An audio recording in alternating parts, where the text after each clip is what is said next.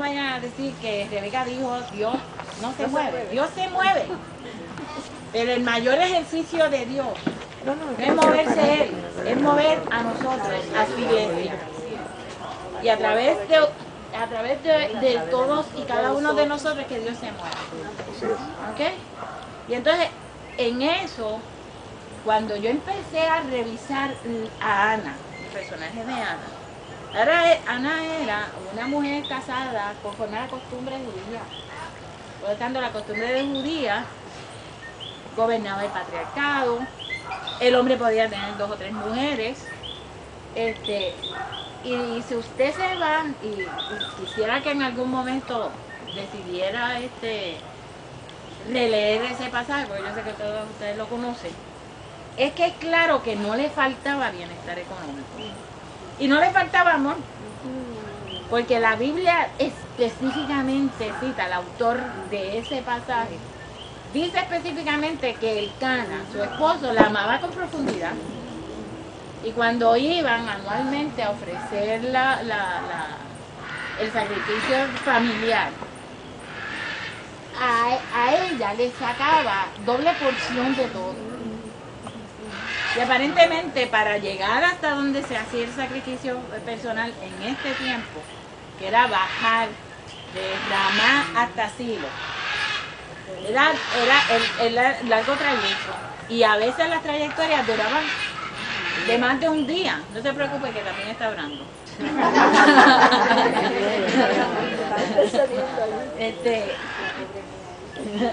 La enjaulada. La cautiva. Hay otro por allá. La cautiva.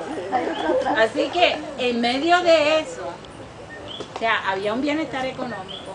Ella tenía un esposo que la amaba con profundidad, pero tenía un problema, como cada uno de nosotros puede tener. Y era que Penina, la otra esposa del Cana, en inglés yo no quisiera ni repetirlo, pain in the pero dice que como Ana no tenía hijos, esa era, no es que se burlaba, la Biblia dice, y por lo menos la versión que yo tomé, que es la Reina Valera, decía que era su rival, o sea, su rival que la irritaba.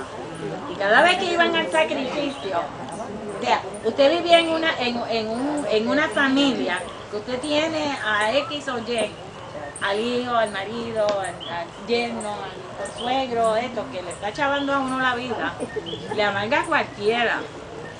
Pero el hecho particular de que Ana no tuviera hijos significaba mucho más en esa época, mucho más que lo que aparenta ser, porque Ana tenía una desventaja de que a pesar de que era amada, si el Cana fallecía, ella iba a quedar desprovista, porque las mujeres no heredaban, ni había liquidación de sociedades gananciales.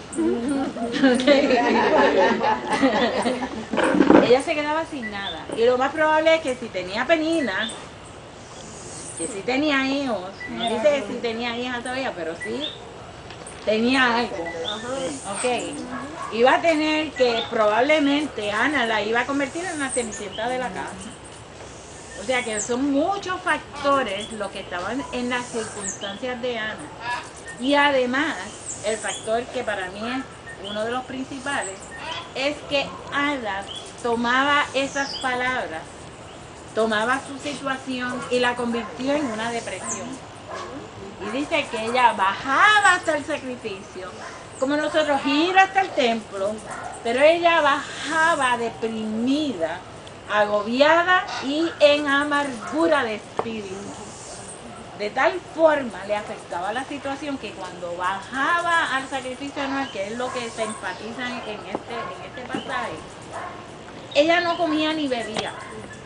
Y si el trayecto era de 2 o 3 días en bajar y llegar hasta Silo, se tenían que quedar por la noche, por inferencia y las pistas que nos da el texto.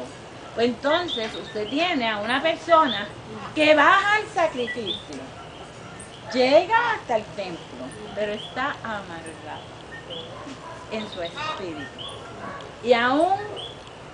Y a pesar de que el amor de su esposa, el bienestar económico, todas otras circunstancias, que él la trataba con favoritismo, que es obvio que la trataba mejor que a Penina, ¿ok? Ella no comía ni bebía. No era ayuno lo que estaba haciendo, era que perdía el apetito. ¿Okay? Estaba deprimida. Así que su relación, a pesar del amor de su esposo, su relación con su esposo estaba ahí, media extraña, porque pues no podían disfrutar su amor con exactitud.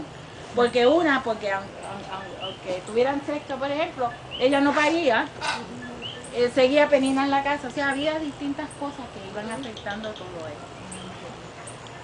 Pero un día, Ana decidió moverse en acción. Su oración no comenzó en el templo. Nosotros muchas veces pensamos que debemos llegar hasta el templo para movernos en Dios. Cuando usted llega al templo, hace rato que tiene que estar moviéndose en Dios. La oración en el templo es meramente un lugar de acopio comunitario del cuerpo de la iglesia. Okay. Pero usted no puede ir a la iglesia, al templo más bien, que es la palabra correcta, al templo, a pensar que en ese momento es que él tiene que moverse en Dios. Ana empezó ese año, no sabemos los años que pasaron, pero aparentemente fueron bastantes.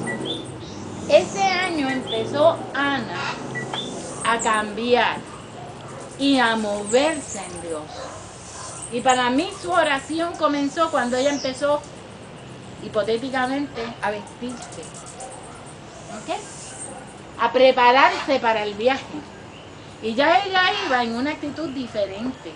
Ya ella iba vestida, ¿ok? Sabe Dios las últimas sandalias que se había comprado, pero las que se había puesto, se había maquillado, se había arreglado, y ya el carro estaba mirando. Y en el camino no le hacía ni caso a los comentarios de Penina. ¿Ok? La gotera. Como que está lloviendo. Pues vamos a avanzar con la oración. Por lo tanto, no era la oración de Ana, no era una oración pasiva. Ya nos vamos a tener que quedar. Porque nos estamos Cada cuerpo a su cita. La comida.